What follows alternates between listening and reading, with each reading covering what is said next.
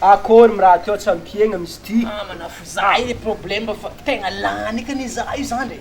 Ao Zazolina tsy mba Saloha de tsy manambola mihitsy fa namena fa zay vao tsy nalanao tsiny sady vita paka zao tsisy vola tsony a za fa tsisy saosy tsony zao. Justement, misy raha tsy amoko ndraiky. Manafo, tadidinao tsika ny malo be igny zany. Hoe ny malo. Hoe inarindra, itsaiky le anabada. Gangsta baba. Akory mbola tsy raha reny fotsiny. Anao tsy aniky, eko eky azovy olo tsika nangataka izy vady tsy nimboan'ny baban'igny. Le izy tsy nimboan'ny gangsta baba. Ya, vozy mianso tontonazy. Azova le vadiny amizay. Firme. Firzovy. Firme. L'impihira igny, ale firme pira. Za koa gade. Agny misy iran-jare roa.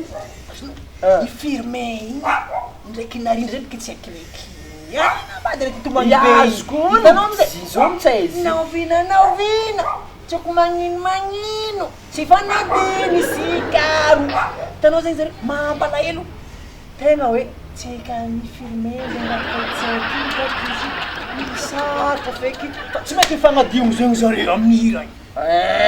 Seria koa zegny. Tsy possible filme. Diako tsara be azony filme. Bos! Ya Janona masana. Ya Janona. Mba faty mba favori mba fa malaza nga Mbola manambola de Denisa Mararadu. Izy manao clip aminay resina dalana. Dalela TikTok, dala tadvula lasela. Ena mamihery olo zany. Lasa. Mora favori Sai filme tsy possible ampamaly eo e. Mama Denisa clip fa tsy ampamaly eo koa. Mama moi.